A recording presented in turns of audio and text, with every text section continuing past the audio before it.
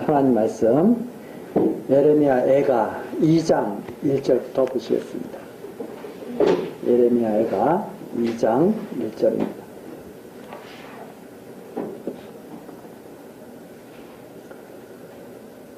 슬프다. 주께서 어찌 그리 진노하사 처녀 시온을 구름으로 덮으셨는고 이스라엘의 아름다운 것을 하늘에서 땅에 던지셨으며 진노하신 날에 그 발등상을 기억지 아니하셨도다. 주께서 야곱의 모든 거처를 삼키시고 긍휼히 여기지 아니하셨으며 노아사 처녀 유다의 견고한 성을 헐어 땅에 엎으시고 나라와 방백으로 욕되게 하셨도다. 맹렬한 진노로 이스라엘 모든 뿔을 자르셨으며 원수 앞에서 오른손을 거두시고 맹렬한 불이 사방으로 사름같이 야곱을 사르셨도다. 원수같이 활을 당기고 대적처럼 오른손을 들고 서서 눈에 아름다운 모든 자를 사육하셨으며 처녀 시온의 장막에 노를 불처럼 쏟으셨도다. 우선 4절까지 읽겠습니다.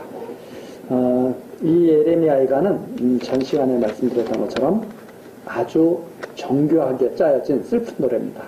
그래서 이 예레미야가 그 형식 자체가 그 형식에서 벗어날 수 없는 이런 느낌을 아주 강하게 주고 있는 그런 슬픈 노래로 하나님께서 주신 그 시련을 아무도 벗어날 수 없다. 고통을 진노하심에서 아무도 벗어날 수가 없다고 하는 것을 이 시편의 형식을 통해서도 보여주고 있다. 이렇게 말씀드렸습니다.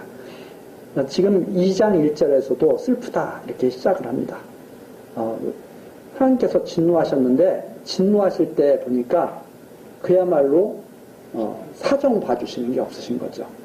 그래서 2장 1절 마지막 부분 그 발등상을 기억지 아니하셨도다. 사실 예루살렘이라고 하는 것은 하나님께서 성전을 짓도록 택하신 성입니다. 그러니까 이 세계 모든 이 곳 중에서 예루살렘을 딱 택하셔가지고 거기에 성전을 짓고 하나님 경외하며 살도록 그렇게 명하셨던 곳이 바로 예루살렘이었죠. 그런데 전혀 긍휼히 여기시지 않으셨다. 악에 대한 하나님의 진노하심이 얼마나 무서운지 우리가 여기서 살펴볼 수 있습니다. 그래서 긍휼히 여기지 아니하셨다. 3절에 보니까 맹렬한 진노로 이스라엘의 모든 뿔을 자르셨으며 모든 뿔 하나도 남기지 않고 다 완전히 자르셨다. 그리고 4절을 보니까 원수같이 활을 당기고 대적처럼 오른손을 들고 서서 눈에 아름다운 모든 자를 사육하셨으며 하나님의 진노하심이 얼마나 무서운가를 우리가 볼 수 있죠. 그래서 예루살렘이 누구도 망하리라고는 생각지 않았지만 그 예루살렘이 완전히 다 회파가 되고 그리고 성전은 완전히 짓밟히게 됐습니다. 하나님의 성전이 이방 사람들에게 짓밟히리라고는 그 당시 사람들이 전혀 믿지를 않았던 거죠. 예레미야가 항복하라고 해도 전혀 그 말씀이 하나님의 말씀이라고는 생각지 않았습니다. 그것은 바로 장차 이제 그리스도께서 오셔서 십자가에 달리셔서 하나님의 아들인 그리스도가 십자가에 달리리라고는 아무도 생각지 않죠. 어떻게 이 모든 만물을 다 지으신 하나님의 아들이 이 땅에 오셔가지고 악인들의 손에 그것도 악인들의 손에 붙들려가지고 십자가에 못 박혀서 죽으시겠어요. 그건 아무도 생각할 수 없는 일이죠. 바로 그런 것들을 바라보게 하는 내용이 여기 있습니다. 하나님의 진노하심이 나타나는 거죠. 그 예수 그리스도께서 십자가에 달리신 것은 하나님께서 그 악을 얼마나 싫어하시는지 그것을 갖다가 보여주는 그런 내용이기도 합니다. 그러니까 기독교 많은 사람들이 우리는 이제 하나님께서 죄를 다 사해 주셨으니까 우리는 뭐 아주 좋아, 이 정도로만 생각하지, 하나님께서 악을 얼마나 미워하셨으면 그리스도를 이 땅에 보내셔가지고 우리 대신 그 말도 안 되는, 그렇죠?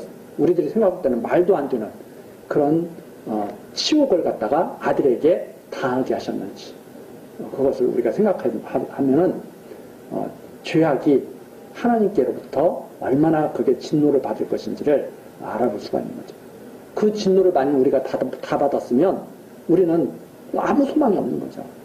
그러나 하나님께서 이 예루살렘 성전을 무너뜨리는 것처럼 그리스도를 이 땅에 보내셔서 죄를 대신해서, 우리의 죄를 대신해서 십자가에 못 박혀 죽게 하시고, 그리고 우리를 회복시키게 하신 것은 우리에게는 정말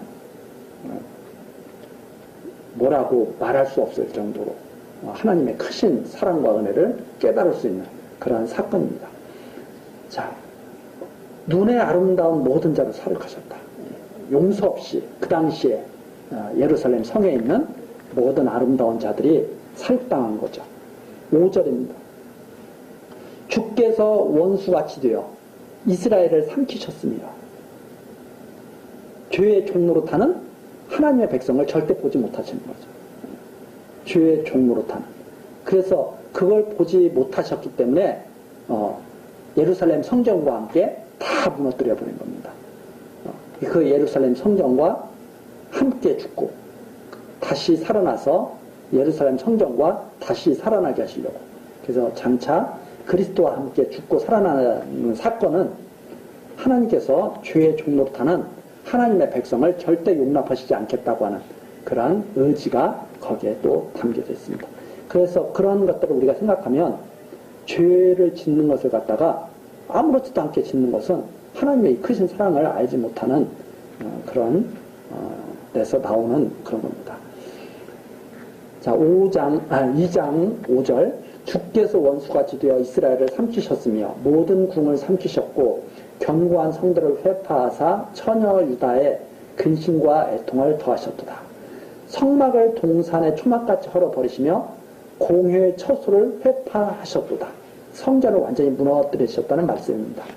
여호와께서 시온 가운데서 절기와 안식일을 잊어버리게 하시며 하나님 섬기는 일을 다 중지시켜버린 거죠. 진노하사 왕과 제사장을 멸시하셨도다.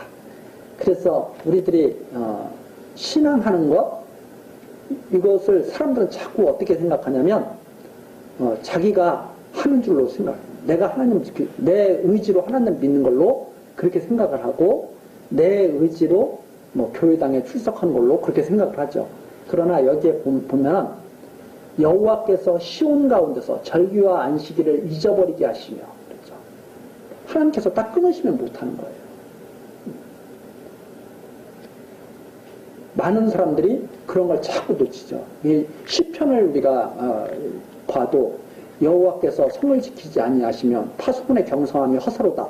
이걸 갖다가 그냥 입으로는 하지만 그게 안 믿어지면 참 안타까운 일이죠. 파수꾼이 아무리 성을 잘 지켜도 예루살렘처럼 무너지게 되면 무너지는 거잖아요. 그 시편 기자들이 그 시편을 읽었을 때, 그 시편을 가지고 노래했을 때, 정말 그 믿음의 노래를 우리들이 보면서, 맞다고 이렇게 화답을 해야 되죠. 마찬가지죠. 그래, 하나님께서 나를 지켜주시니까 우리가 이렇게 신앙하며 교회당에 와서 하나님 말씀 들을 수 있어. 이렇게 믿는 것이 이게 아름다운 일이죠. 그런데 내가 오고 싶어서 온 거야. 내가 오기 싫으면 나 안 올 거야. 이렇게 마음을 가지고 있는 것은 하나님의 이 놀라운 섭리를 정말 모르는 거죠. 그러나 여기에 나오는 것처럼 예레미야가 슬픈 노래 속에서 이렇게 하나님의 섭리를 말씀하잖아요. 여호와께서 시온 가운데서 절기와 안식일을 잊어버리게 하시며, 잊어버리고 싶지는 않아도 하나님이 잊어버리게 하셨다. 잊어버리게 하시며 진노하사 왕과 제사장을 멸시하셨도다. 여호와께서 또 자기 제단을 버리시며 자기 성소를 미워하시며 여호와께서 성전도 버리신 거예요. 그 예수님께서 아버지 어찌하여 나를 버리셨나이까? 그런 이제 십자가에 달리시기 전에, 죽으시기 전에 그렇게 이제 말씀을 하시죠. 사람들은 마치 로마에 의해서 힘도 못 쓰고 십자가에 달리신 예수 이렇게 생각을 하죠. 그러나 예수님께서는 아버지여 어찌하여 나를 버리셨나이까? 이 기도와 똑같은 거죠. 여호와께서 또 자기 제단을 버리시며 자기 성소를 미워하시며 궁장을 원수의 손에 붙이셨습니다. 완전히 성을 다 왕궁을 다 원수에게 다 넘겨주시는 거예요. 저희가 여호와의 전에서 환호하기를 절기날과 같이 하였도다. 그래서 적들이 승리하면 그건 적들은 어리석은 적들은 그게 자기들의 힘이 커서 승리한 걸로 착각을 합니다. 그러나 이 선지자는 주께서 붙이심에 원수들이 승전가를 불렀습니다. 이렇게 말을 하죠. 8절입니다. 여호와께서 처녀 시온의 성을 헐기로 결심하시고, 여호와께서 결심하시고, 여호와의 주권적이십니다. 줄을 띠고 회파하면서 손을 거두지 아니하사 성과 과거로 통곡하게 하셨으며 저희가 함께 쇠하였도다. 다 피동이잖아요. 여호와께서 결심하시고 통곡하게 하시니까 다 무너질 수밖에 없었다. 성문이 땅에 묻히며 빗장이 꺾여 회파되고 왕과 방백들이 율법 없는 열방 가운데 있으며 하나님의 율법을 받아가지고 하나님을 경외하던 백성들이 하나님을 알지도 못하는 열방들에게 다 끌려가 버리는 거죠. 그 선지자들은 여호와의 묵시를 받지 못하는도다. 선지자들이 하나님의 말씀을 받아서 백성들에게 바르게 전해줘야 되는데 하나님의 언약 백성이 하나님의 말씀을 들어야 될 백성이 율법 없는 자들의 포로가 되어가지고 수치를 당하면서 살 수밖에 없다. 이게 이제 선지자로 하여금 눈물을 흘리게 하는 그런 상태입니다. 10절이죠. 처녀 시온의 장로들이 땅에 앉아 잠잠하고 티끌을 머리에 무릅쓰고 굵은 배를 허리에 둘렀으며 예루살렘 처녀들은 머리를 땅에 숙였도다. 완전히 시리에 빠진 백성들의 모습을 탄식하는 내용이죠. 장로들이 참 귀한 분들 아닙니까? 다 생활 속에서 연륜을 쌓아가면서 하나님 경외하는 그런 삶 속에서 참 이렇게 모든 사람들의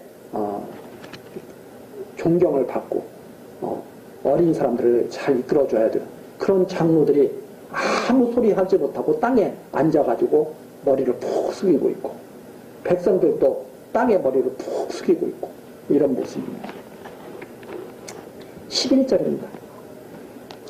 이제 11절에서부터 17절까지 계속되는 내용인데 내 눈이 눈물에 상하며 내 창자가 끊으며 내 간이 땅에 쏟아졌으니 얼마나 애간장이 타면은 이렇게 표현하겠어요? 내 눈이 눈물에 상하며 내 창자가 끓으며 내 간이 땅에 쏟아졌으니 이는 처녀 내 백성이 패망하여 어린 자녀와 젖먹는 아이들이 성읍 길거리에 혼미하느라. 예루살렘이 파멸되니까 가장 고통받는 사람들이 힘없는 사람들이죠, 사실. 특히 어린아이들. 뭐 먹을 것이 있어야 되는데 그냥 하염없이 그냥 울다가 희망머리 없이 머리를 쭉 늘어뜨리고 그냥 그렇게 죽어가는 거죠.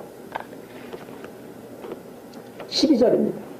저희가 성읍 길거리에서 상한 자처럼 혼미하여 그 어미 품에서 혼이 떠날 때 어미에게 이르기를 곡식과 포도주가 어디 있느냐 하더라. 이 선지자가 이것을 보면서 눈물을 흘리는 거예요. 먹을 것 좀 달라고 그러는데 줄 것이 없으니까 먹을 것 좀 달라고 그러면서 죽어가는 거예요, 애들이. 그래서 이게 전쟁이 되면 이게 완전히 짐승의 세계가 되는 거죠. 전쟁 때가 되면. 사람들이 전쟁을, 요즘 사람들이 전쟁을 별로 두려워하지 않는 것 같아요. 까짓거 한번 해보지 뭐 이런 사람들도 막 있고 그러는 것 같은데, 전쟁이 일어나게 되면 제일 고통받는 것이 힘없는 이런 어린아이들이죠.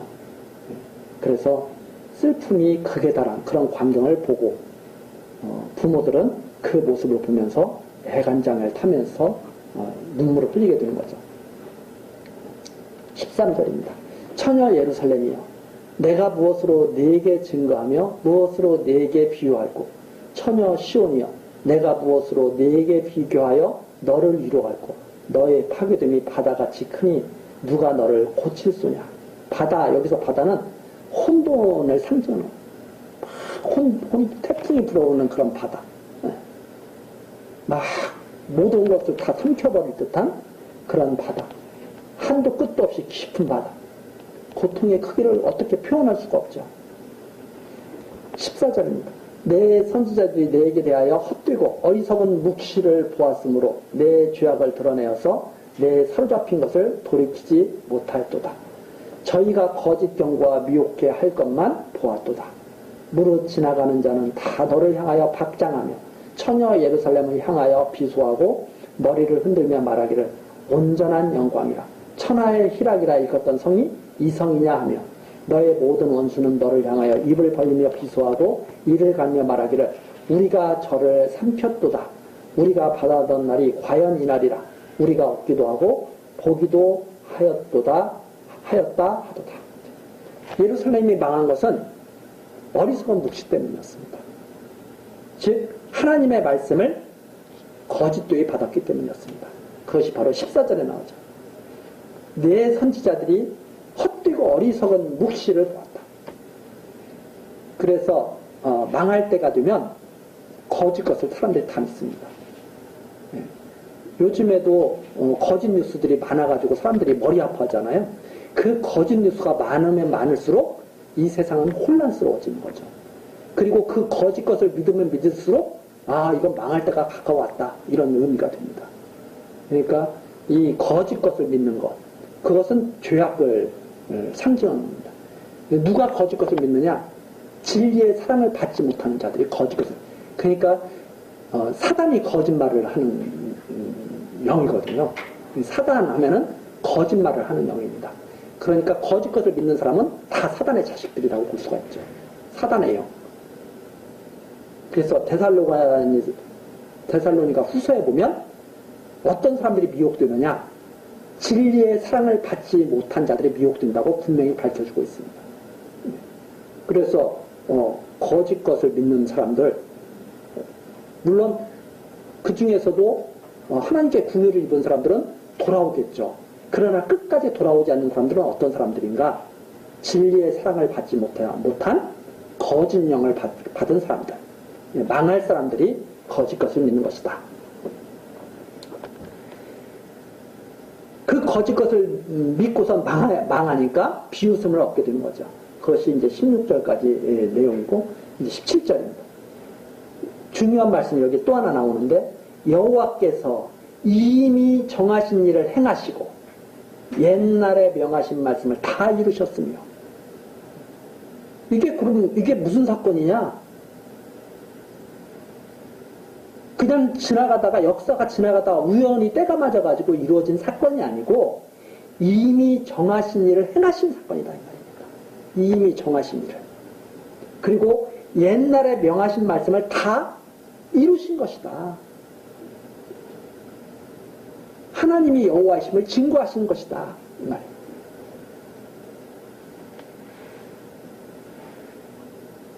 그래서 이 기독교에서 바로 이런 말씀이 없으면 이게 무슨 사건인지를 이해하지 못하는 거죠. 이미 하나님께서 정하신 일을 행하신 것이다. 명하신 말씀을 다 이루신 것이다. 긍휼히 여기지 아니하시고 회파하사 원수로 너를 인하여 즐거워하게 하며 너의 대적의 뿔로 높이 들리게 하셨도다.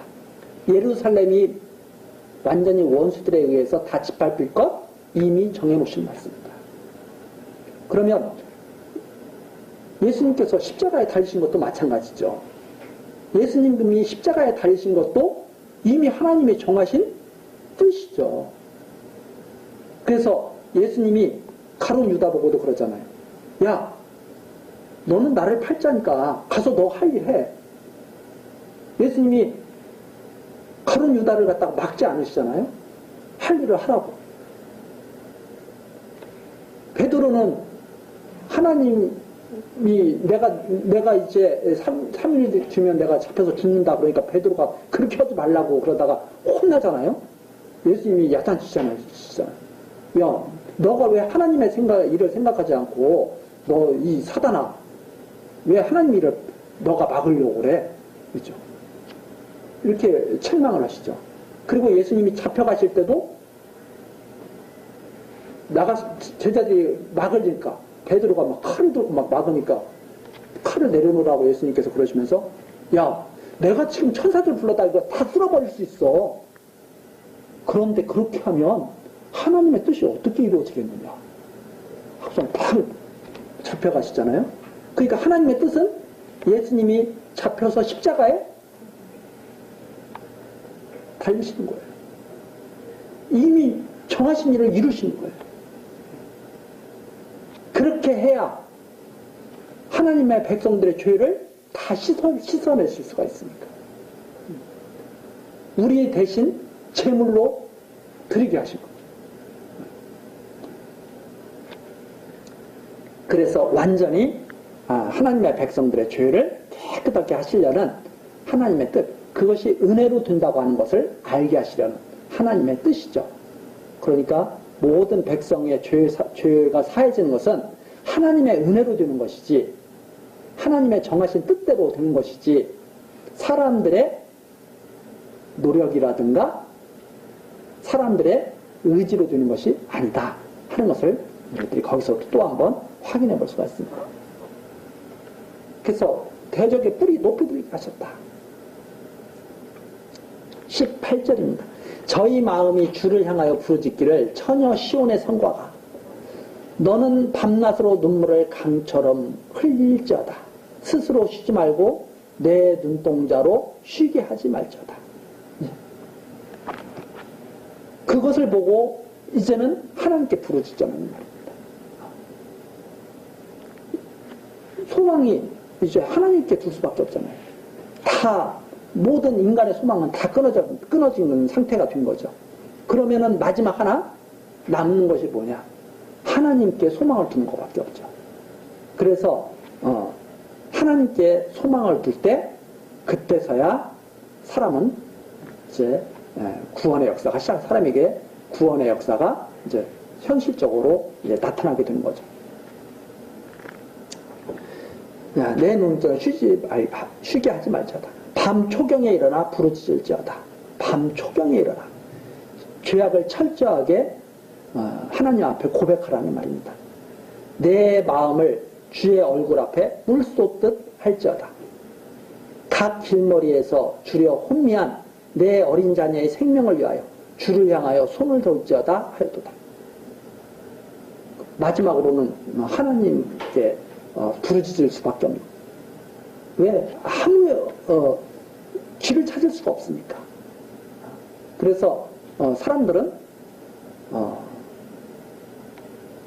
다 꽉꽉 막혔을 때 그 사람들의 이제 본연의 길이 나타났죠. 길이 꽉꽉 막혔을 때 거기서 좌절하고 무너지는 사람이 있는가 하면 길이 꽉꽉 막혔을 때 하나님을 바라보는 사람이 있죠. 그래서 하나님을 바라보는 사람은 그게 복 있는 사람이다. 이것을 우리들이 알 수가 있습니다. 자, 20절로 넘어갑니다. 여호와여 감찰하소서 네게 이같이 행하셨는지. 하나님 지금 이 고난을 당하고 있는 백성이 누굽니까? 여인들이 어째 자기 열매 곧 손에 받던 아이를 먹으며 여기에 처참한 모습이 나옵니다. 먹을 것이 없으니까 아이를 잡아먹게 되는 거죠. 그래서 여인들이 어찌 자기 열매 곧 손에 받던 아이를 먹으며 제사장들과 선지자들이 어찌 주의 성소에서 살육을 당하오리까. 이게 지금 처참한 모습을 표현해 줍니다.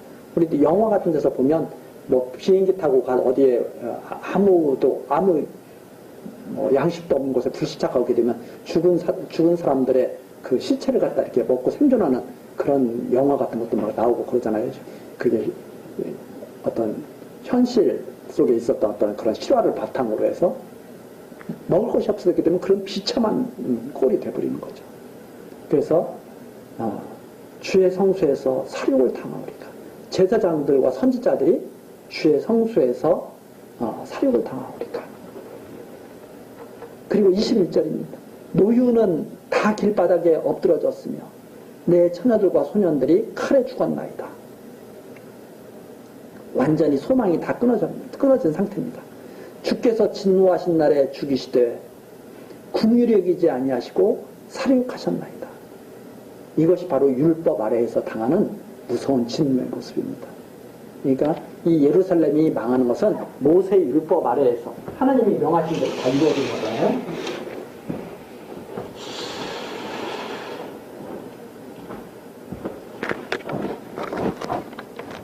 우리가 예루살렘이 이렇게 무너지는 것은